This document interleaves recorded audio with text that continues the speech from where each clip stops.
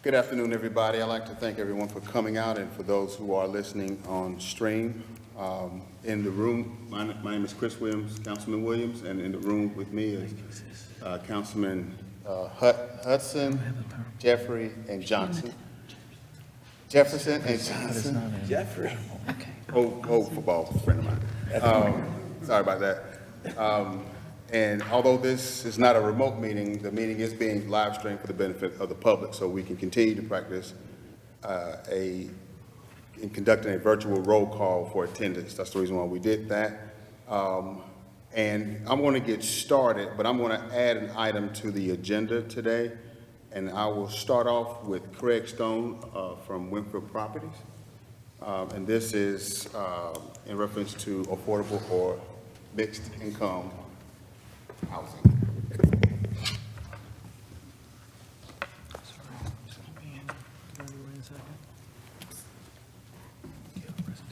No, just okay. Thank you. My name is Craig Stone with Winfield Properties, 5614 Riverdale Road, Jamestown, North Carolina.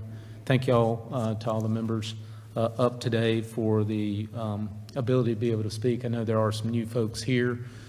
So we talked to the community development staff about some things we've been working quite heavily over the last number of months and years to be able to help with the affordable housing needs of our community. And so one of the things I wanted to start off, there was a reduction for the state of North Carolina this year with housing credit awards. And I was saying earlier that one thing to celebrate is Walnut Ridge, 60 units of independent living was awarded this year, just recently awarded, and I think that that's something for the community is incredibly beneficial. It was the only new construction deal awarded in Guilford County. I think that there was a small rehab awarded over in Greensboro, but I think that that's something that everybody could celebrate because that means that we will be serving more folks within the community with independent living. So that had been quite some time in the process, and had this year, with the number of awards being reduced down, for us to be able to go through that process competitively and get that award, I think it's something that we can all celebrate because it does ultimately serve the mission of providing more housing to the folks of the community. So that's one I think had went over quite a bit. We were incredibly happy with. Because of some new folks on this particular committee and serving things, I wanted to give just a little bit of background. We are Winfield Properties out of Jamestown, North Carolina, and we specialize in affordable housing of all different types. One thing that's sort of critical with affordable housing is it's a form of financing. It's very complicated in some regards, but at the end of the day, it's affordable housing that reaches folks that are in certain categories that are serving a need, whether it be independent living, whether it be workforce housing, those types of things within a community. We hear there's a lot of talk about tax credits that I'll mention. There are two different types of tax credits. There are 9% tax credits and 4% tax credits. At the end of the day, when it comes to financing, the 9% brings more equity into the deal. So those are generally smaller, much more competitive transactions, and that's more the traditional, like for instance, Walnut Ridge that we were just able to get awarded was a 9% tax credit transaction, so 60 units, a little bit smaller. And then 4% bond transactions are a little bit larger in nature because the 9% allows you to bring equity in as a percentage of the overall development at that 9% factor, so you get more equity into it. The 4% transaction is a little bit less equity that comes in, so you need larger transactions. So those transactions are traditionally 100 plus units, in some cases as much as 250 units. And so they require more money. There's financing from a gap standpoint is more robust, and some of the larger communities focus more on sort of the 4% transaction because you can get more units out. But the gap financing required to meet the needs financially in a source and use for a 4% are much more robust than they are for the 9%. The 9% transactions seem to get more competitive every year. I think we had close to 170 to 200 applications for around 25 awards this year. If our state is unable to bring additional funds through the Workforce Housing Loan Program next year, we'll likely see that number on the 9% side go down even more in a time when affordable housing is needed even more. I know that our state is done just an incredible job. Recently, the Housing Finance Agency was able to receive about $190 million of funds that were originally designated as ARP funds. So our state has just done a remarkable job, and I know that they are trying even more so to be able to fund the Workforce Housing Loan Program and other things which ultimately help communities like High Point and us to be able to have a tool in our toolbox to be able to put these deals together to serve the community. So I know that there's a lot of things that are going on with that. So just in a general sense, you've got the tax credits that are a vehicle, and it's one of the best vehicles for affordable housing. When you leave those tax credits and the equity that you bring into either a 9% transaction or a 4% transaction, you start looking at other options, and those other options require other types of financing that may take the set-asides higher. So most of the time what you're looking at is below 80% in area median income for the tax credit transactions. If we were to leave and go and use the term workforce, we would look at transactions that meet a set-aside at a little bit higher median income. So obviously those are sort of a bridge when you say workforce housing between tax credit housing and market rate housing. And so there are some options there. They do require more gap financing, but it's sort of a part and parcel kind of from a financing standpoint, what incomes and what folks you're trying to serve, and then what and how you approach it from a gap financing standpoint. One of the things I also wanted to do is sort of talk about some of the projects that we've worked with in the past. I believe High Point and their community department does such a wonderful job, and we have met with those folks and staff of late. And one of the things that we discussed was Admiral Point, Addington Ridge, Avondale Trace, Hartley Ridge, Kirkwood Crossing. All of those communities are currently in place. Those are tax credit properties, and I think they're serving the community and continue to serve the community and the surrounding folks in those smaller submarkets quite well. We have incredible wait lists at every single community, and when I say incredible, it's more than 1,000. It could be significantly more than that, but we stop at a certain number because it just doesn't make sense. But there's no reason to think that when we open up a community like we just did with Avondale, that we would not have less than 2,000 people on a wait list. Abbey Crossing, which is under construction right now off of Samet Drive, I think that we already have about 600 to 700 names, and we're less than 25 to 30% under construction. By the time we open the door, we'll have more than 1,000 names for 48 units. So for us, it's disheartening. It's disheartening hearing all the stories because we just simply, with the tools that we have, there's not a way to, cover everything with the credits and things that we're doing. But Abbey is in works and will be online here shortly. And then right behind that, we have Walnut Ridge. Future sites, one of the things that we've worked on quite diligently and worked with staff, and staff has pushed us quite a bit to produce. We have a number of 9% sites that are in progress right now. The QAP for North Carolina has not been published yet. It will likely get published either by the end of this month or the middle of next month. And what that is sort of the rules and the roadmap that we work under, so that when we submit a transaction for it to ultimately go through and win, it doesn't do us any good to just submit one if it's not got a chance to win. The way those sites are positioned, the QAP sort of has a life to itself and says, some of the things you need to do so that it competitively moves through the process.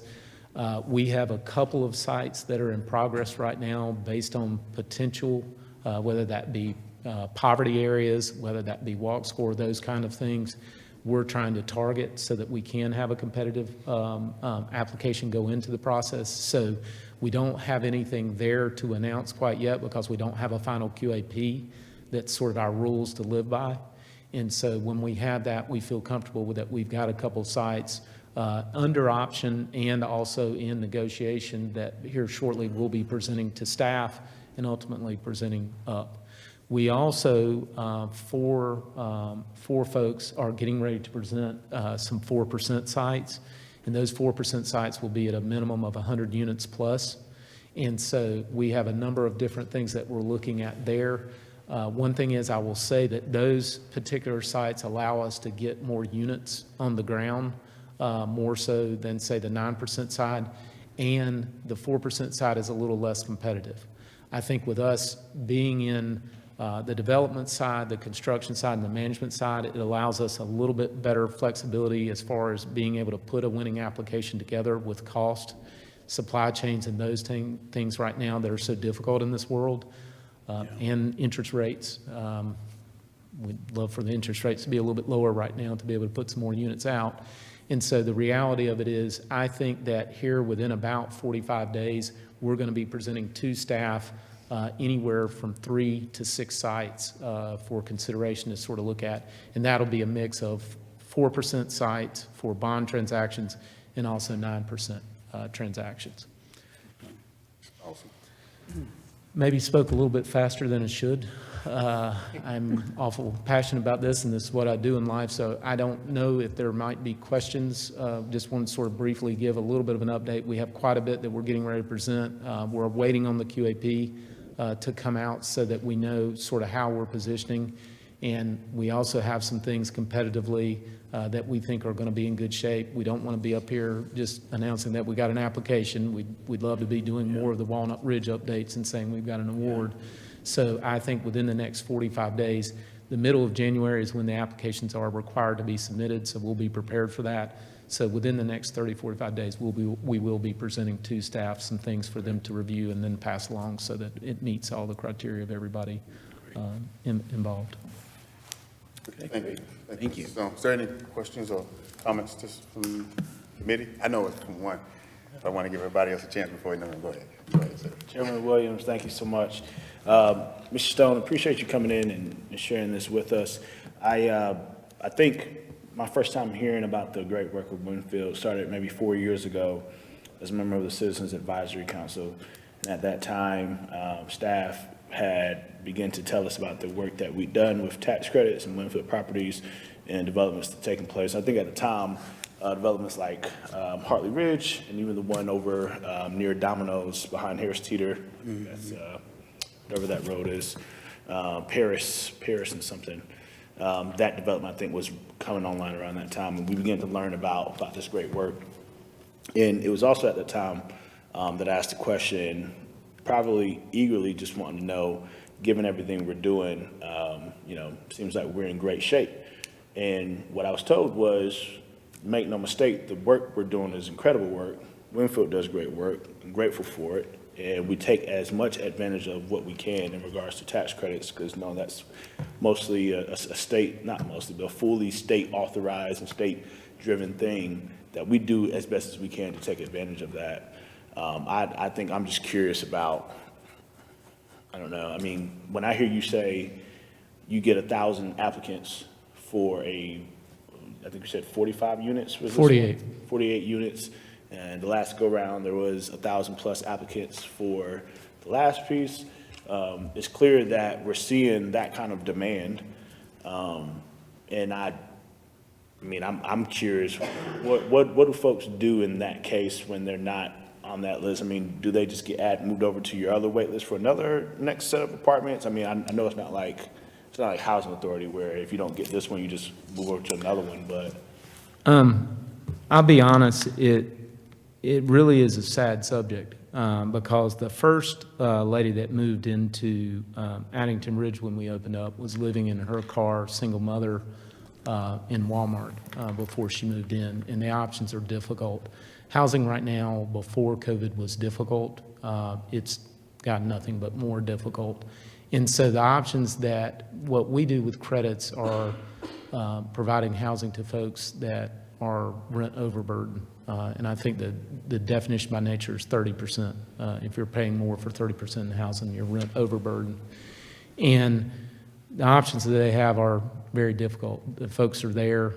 You got to think about a given community, especially if that community wants to grow. I look at Enterprise Foundation years ago, had a number of different studies that talked about how affordable housing was an economic driver, when you thought about businesses coming to a community and what that community did to support housing of workforce nature, that's what I call affordable housing. And you've got to think about first-year teachers, first-year policemen, those kind of folks that we serve, whether they, any community that you would think of or any business that you would want would need folks that service or work in that sort of workforce side. The options are incredibly difficult. We are not completely able to cover all of the need. There's not really a true way to sort of answer the question. The need before COVID was very difficult from the studies that we see. I will say High Point and the council has done an absolutely incredible job this year in Guilford County, the only new construction award, and we've had a number of those over the last number of years. And it's not, we're part of it. It's everybody. I mean, the staff in community development is the best staff in the state at what they're trying to do and how they're trying to build and take the amount of dollars they have and maximize those. And at the end of the day, we talk about the term leveraging. I think that the community leverages the funds they have in a judicious way more so than anywhere I've seen. We had recently won for the work that was done on the Section 108 funds, how we took that as sort of an off-balance sheet item and leverage that into Avondale, that community. So where those folks are housed outside of that, I would say, is in housing.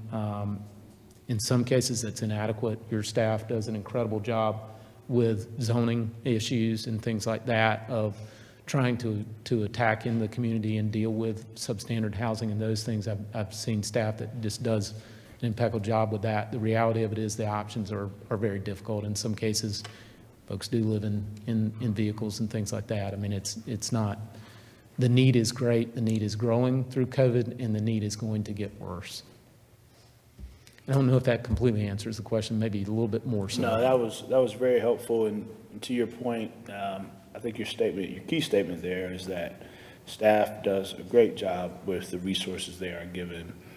That begs, I think, the next question for me is, I mean, outside of what's in the state's control with regards to tax credits, as we just talked about, what is in the control of a local government such as ours to maybe increase the resources needed to make this kind of work get a little bit better at meeting demand? As I ask that question, I consider where, again, to your point, staff does a great job compared to many others across the street, again, leveraging the resources it has. But I wonder, as a local government, how are we doing in terms of allocating an appropriate amount of resources to that work? And given that Winfield, I imagine you all do work in a number of other places, you see where folks are, not only are staff getting it right, but local governments in terms of funding provision are getting it right as well, and councils are getting it right. Where is there opportunity? Are we leaving meat on the bone here somewhere? I would say from our work throughout the state, 100 communities in our state, we work with a lot of communities, and the leveraging in what High Point does, top to bottom, council, committee level, staff level, is absolutely remarkable. And so there are some options related to maybe revenue bonds and other things that would be something that would be additional. However, one of the things I will say is the dollars that the community takes and maximizes, an example is Avondale. Avondale would not exist without taking and figuring out outside of the box the Section 108 funds. And I think taking those funds and doing what they did to be able to leverage that and turn that into housing is something, HUD recognized that with a national award. I think that they drafted and hired a writer to give a synopsis of that particular development. I think that the community is going beyond what you would see in almost every jurisdiction in the state. Outside of that, there are other mechanisms, but those require other sort of sources and things like that, whether it be revenue bonds. Some of the larger cities, Charlotte and Raleigh, do have those that they put out in place. But I would say the amount of leveraging and the amount of work that's done at staff level in the city of High Point compared to cities smaller, larger, and all kinds, there's more resources and more actual units being put online than where we see most. The problem at the state level, when we're talking about the North Carolina Housing Finance Agency, I think that the North Carolina Housing Finance Agency does an incredible job. Our state, in that $190 million of what was originally ARP funds that were converted to state funds, I know of no other state in the country that's done as much to support tax credit housing and to support housing of this nature. And that's, looking at your bigger states, everything. The state of North Carolina did an incredible job.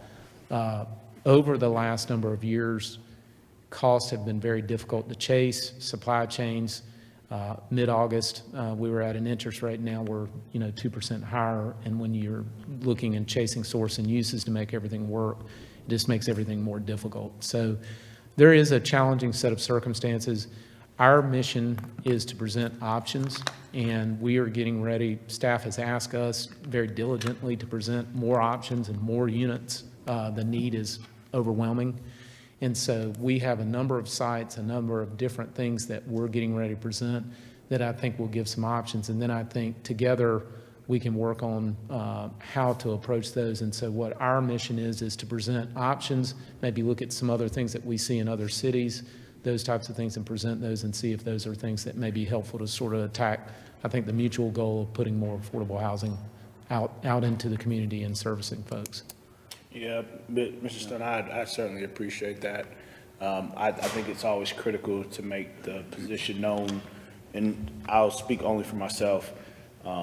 High Point is a city that is absolutely on the rise. There's no doubt that when you have a bold mission to do things like that, then people want to come from miles around to see what that's about and be a part of it. And as we keep doing that, right, which is good work, we shouldn't stop doing that. We're just going to keep increasing demand for people to want to be in our city. And admittedly, if there's one thing I would love to see us get right over the next decade, is how we truly get ahead of the curve. Because right now, I mean, you might argue in some ways we're a little behind the curve in terms of ensuring that our supply can meet demand.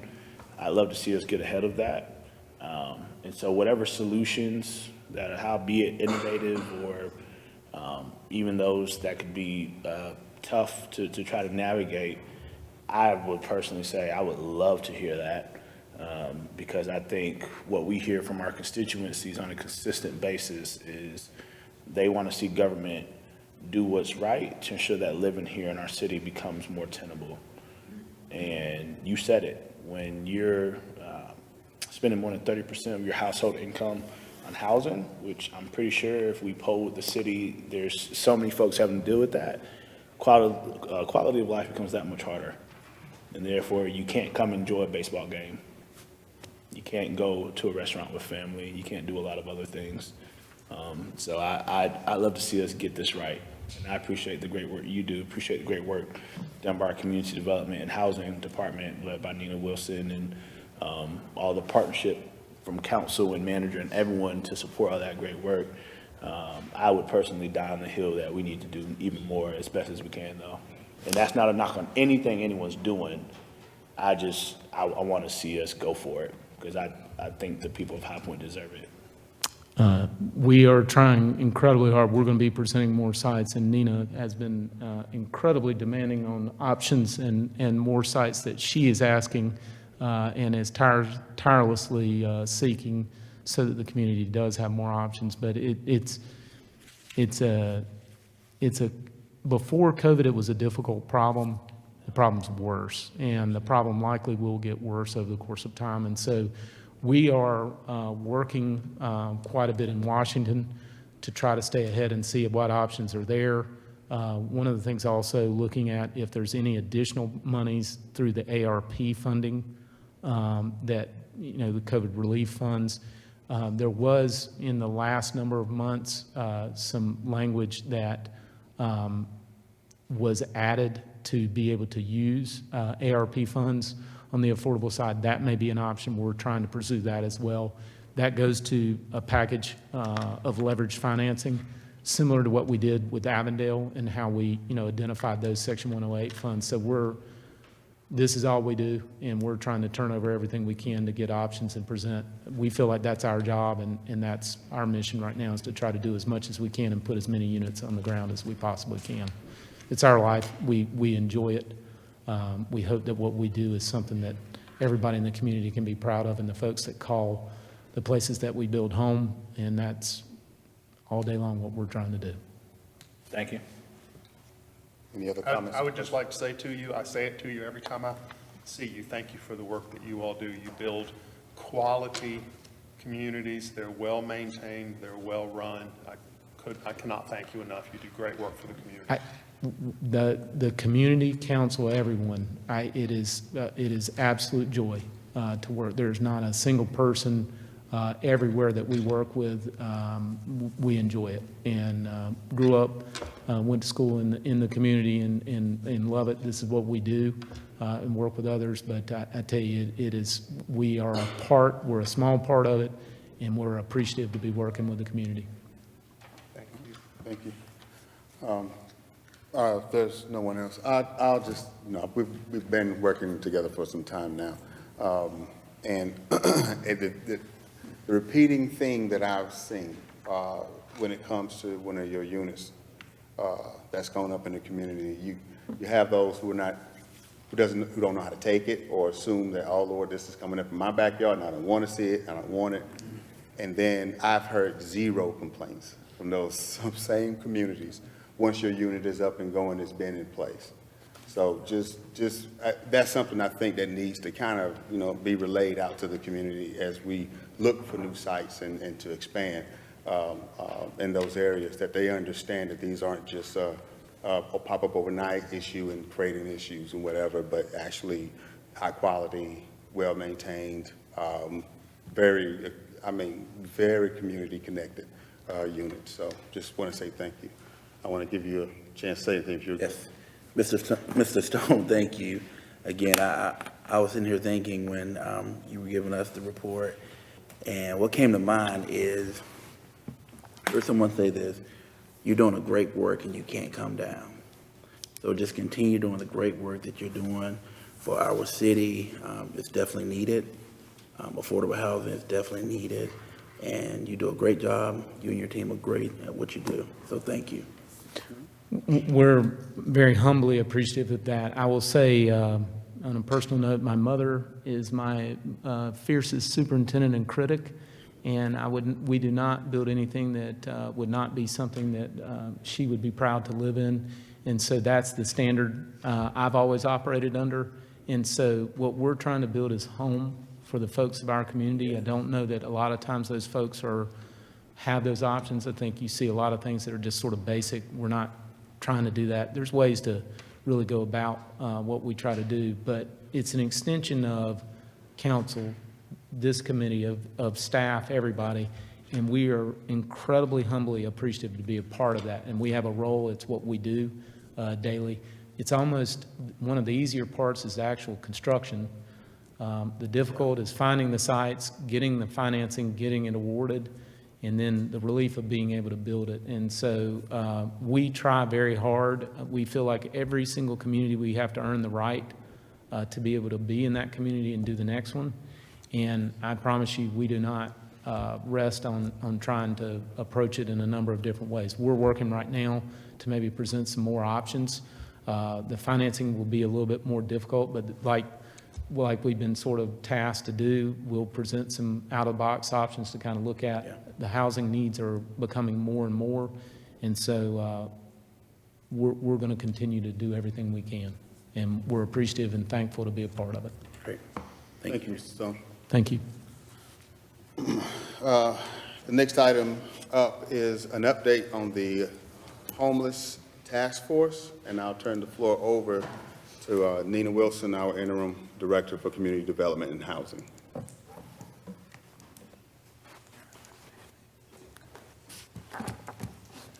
Good afternoon, Mr. Chairman and members of the committee. Just to follow up a little bit on Mr. Stone's presentation, I know we've been asked many times about numbers, how many units do we need, that type of thing. So what I do want to share with you is some information from our most recent housing needs assessment that was part of our 5-year consolidated plan that was prepared in 2020. I do want to make a disclaimer. These are pre-pandemic numbers. At the time that this report was being generated, it was in 2019, our 2019-2020 program year. So these are numbers that we know now are certainly greater than they were then. And so what I want to share are the numbers that basically look at households that are not only cost burdened or individuals that, we know that there are those out there that can't find housing, but you also have those families that are living in substandard housing. So when we look at these particular numbers, there are 4 housing problems that they look at.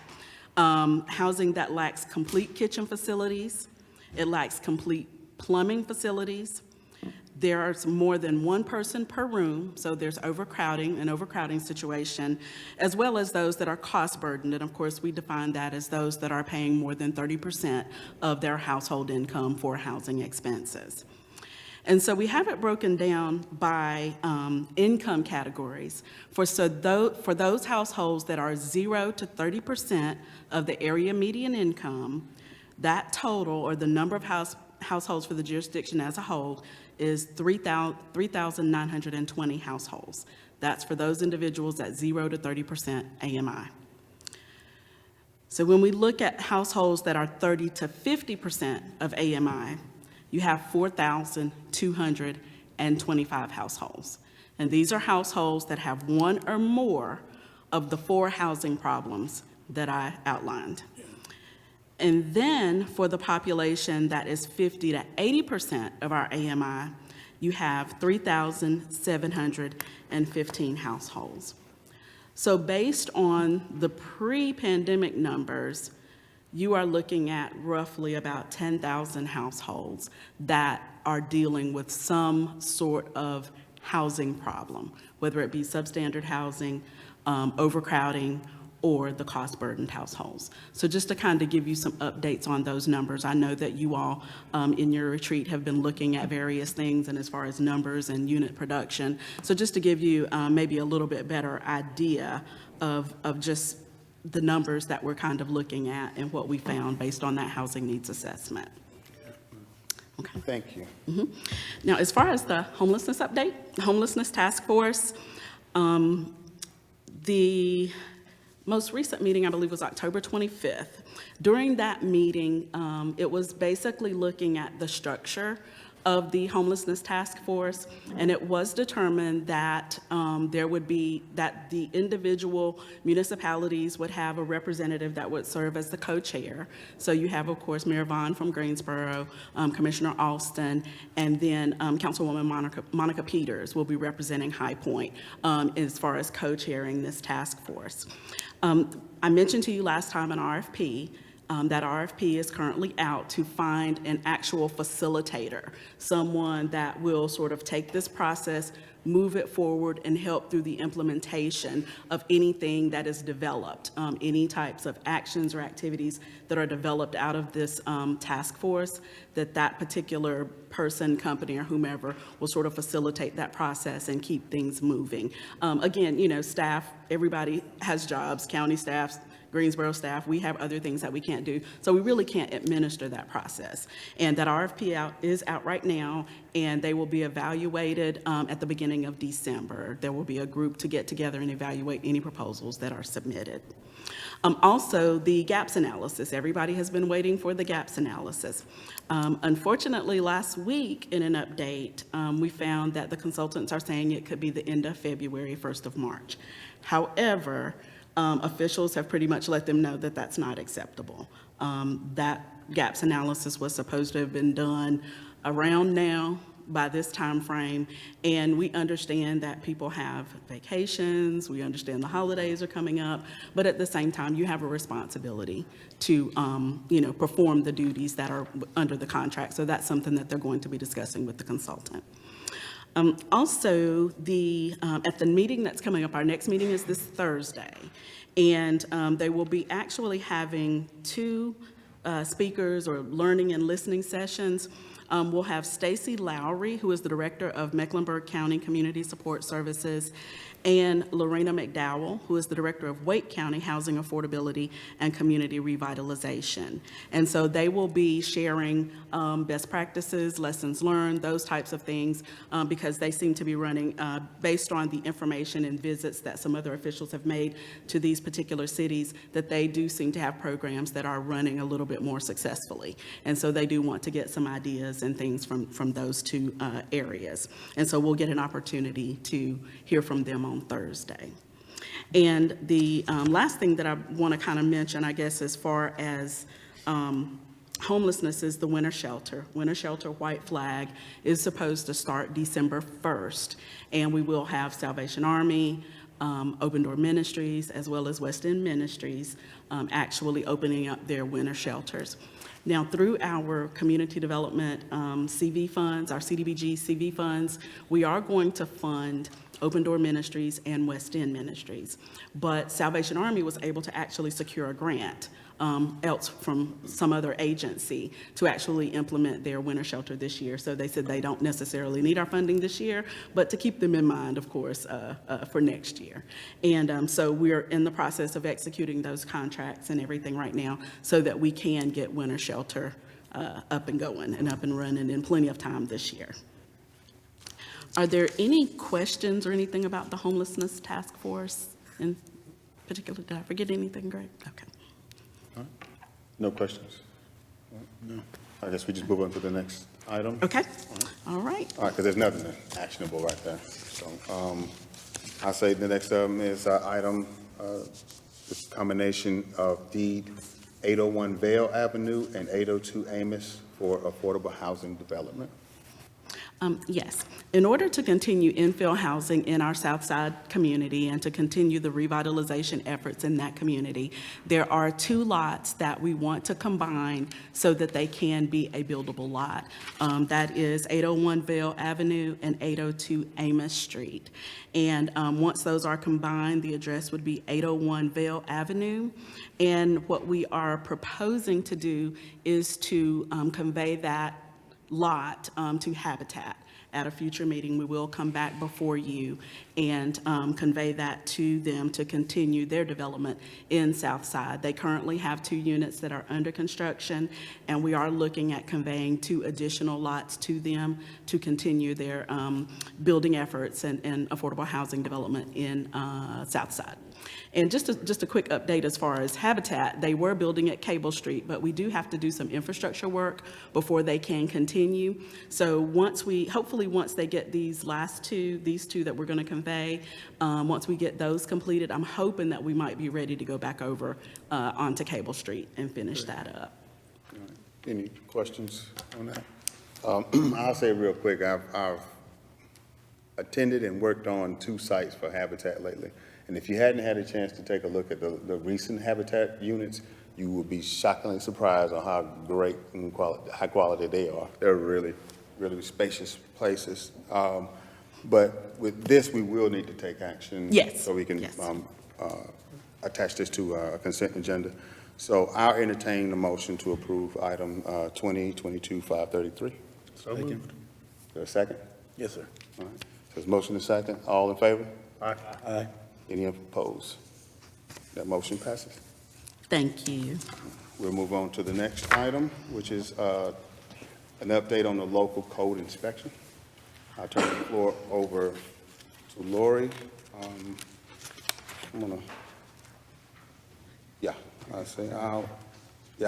I'll recognize Lori Loosemore for this. So we're doing the update first? That's the one, it's the local code inspection. I need the other one. Okay. Update on the local code inspection. I wasn't prepared to do this one first, so.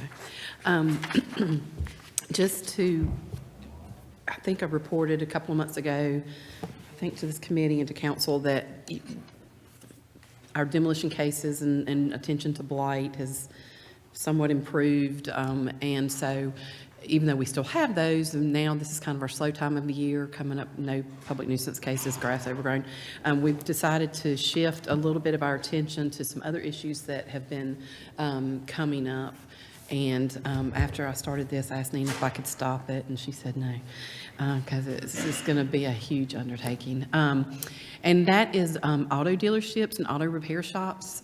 They just tend to have, over time, when you don't pay attention to certain things, they grow and they multiply, and people tend to get outside of some of their boundaries. So these are just some examples, and I took away street names. Hopefully nobody can identify where these are, because I'm not trying to pick on anybody, but just to show you some aerial views of kind of what we're dealing with.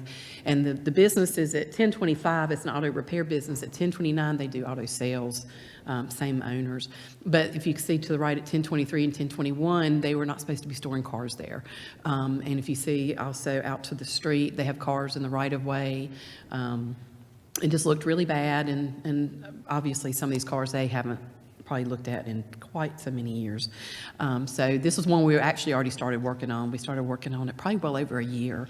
These are not easy cases to get into compliance, because they may have to apply for plans through zoning or through, planning. They may have to improve certain things, like parking area. They may have to put up fencing and screening. So it may cost the businesses some money. And then we have to try and determine how long have they been in business. Are they a non-conforming use, or are they fairly new and they just didn't get permission for the change of use and all? So I'm going to be doing I call it a class, to teach the inspectors, because there's a lot to walk through with these, for the inspectors to be able to deal with the business owners confidently in what we're doing, and have them buy into it without too much argument, hopefully. And this is just another lot, and this is, I think it's 3 lots. If you look, behind the building is 1 lot. In front of the building is 1 lot, and then that slight corner down to the right is another lot. And they're supposedly doing auto sales here and auto repairs, but there's, as you can see, they're also parking on the street.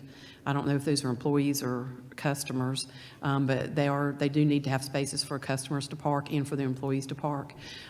This business also we've been working with for a little while, and they've already cleared up the whole back. They had grass and trees and all sorts of things growing, so they have improved that, brought in some gravel and improved that area. So we're already well underway with working with the businesses, but just to bring it to y'all's attention of what we're doing.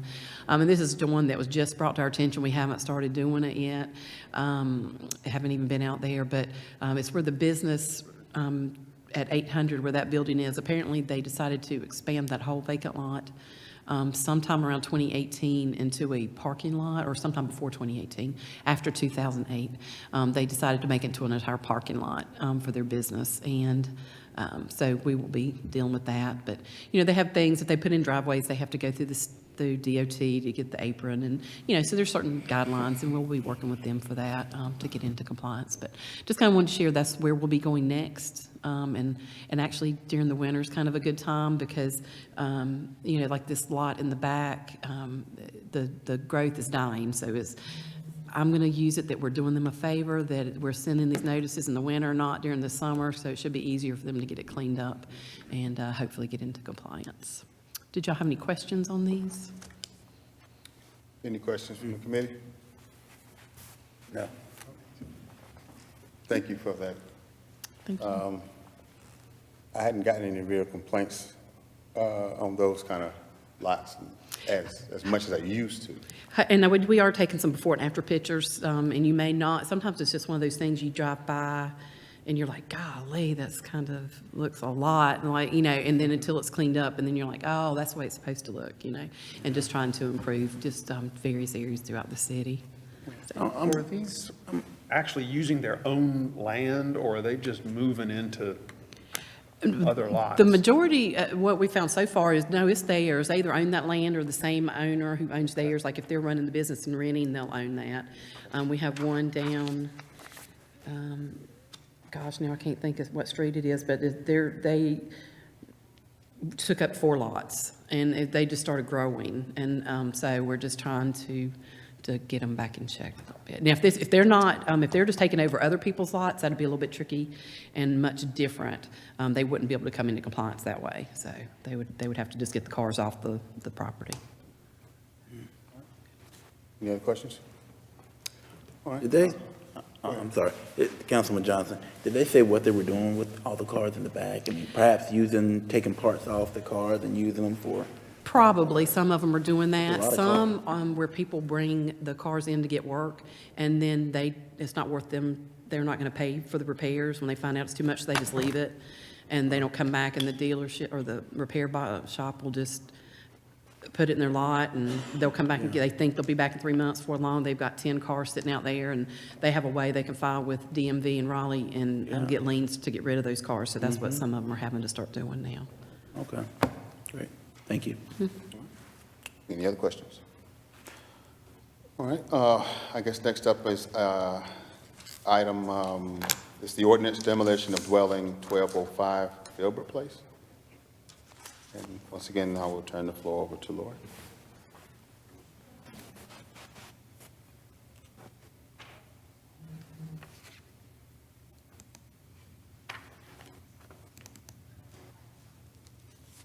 You want me to do a different one? I'm coming, sorry. I'm Are you sorry. fine? I had You're to open fine. up the other presentation. I apologize. Okay.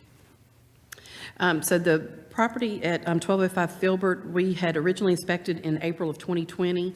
The current owner is Citigroup Investments. They purchased it in June of 2022, but we did have a list pendants recorded prior to them purchasing it. So if they did their due diligence, they should have known that. The inspector found the house was unsecured, so we did the inspection on April 29th, 2020. We held a hearing on October 21st of 2020. No one appeared for the hearing. We issued an order to repair or demolish on December 3rd, 2020 with the compliance date of January 4th, 2021. Since the beginning of this case, the property's been sold twice. The original owner sold the property to a Stephanie Lopez in the summer of 2021, and Ms. Lopez obtained a permit in January of 2022 and a fence permit in October 2021. They did the fence permit because they stated they were concerned about people breaking in and taking materials, but they never completed all of the fence either. But no inspections were requested on that permit, and the fence permit failed its inspection. Ms. Lopez then sold the property to Citigroup in June of 2022, and Guilford County taxes are due in the amount of $638.63, with $251.76 being delinquent for 2021. All right. Any questions on this item? Committee? I entertain a motion to approve item 2022-535. Second? Second. All right, all in favor? Aye. Any opposed? That motion passes. Next up is demolition of dwelling 1235 East Russell Avenue. 1215 East Russell? I'm sorry, 1215, I apologize. Okay, thank you. This property, we originally, the inspector observed the condition of the property, and we made an inspection on January 27th of 2022. We held a hearing on March 18th of 2022. The owner's husband, Juan Garcia, appeared for the hearing. He stated that he planned to repair the home, but he would need to wait until the weather warmed up. The inspector did explain the demolition process and advised that work would need to begin as soon as possible on the house. And then we issued an order to repair or demolish on March 22nd, 2022, with the compliance date of April 22nd, 2022. The inspector spoke with Mr. Garcia on May 25th of 2022. He stated that he tried to pull the permit, but they are not allowing him to pull the permit because he needs to know the contractors and their license numbers. And Mr. Garcia states he is not able to find a plumber or electrician. So to this date, there's still no permits applied for, and they are not delinquent in any property taxes. All right, any questions to staff on this item? All right, I entertain a motion on item 2022-537. Motion to approve. A second. Second. All right, I have a motion and a second. All in favor? Aye. Any opposed? The motion passes. Thank you.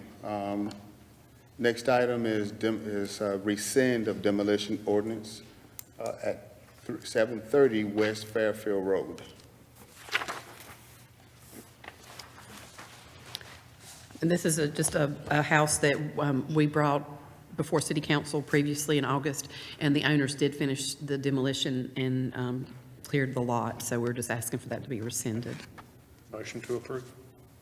Do I have a second? All right. A motion and second, all in favor? Aye. Any opposed? That motion passes. All right. Last is item to rescind demolition ordinance at 2206 Gable Way. This property we had brought before city council in November for an ordinance, and the property was sold, and the new owner actually repaired it. These are one of the houses I showed last night at city council that was repaired. It was the duplex. So we're asking for that to be rescinded. Motion to approve rescission. Second. All right. We have a motion and a second, all in favor? Aye. Any opposed? That item passes. I believe that is all that I have on the agenda. Is there anything from anyone who wants to report? Just an announcement that Resilience High Point is hosting a convening on the last day of this month from 9 to 12 at the Centennial Station Arts Center, where the focus is on housing security. And so it'll be a great opportunity for different organizations in the community to come together, have good discussions around this very important topic, and get some good resources about information. So just FYI. Thank you, sir. Any items? Any other? Okay, I will take them. I have a motion to adjourn.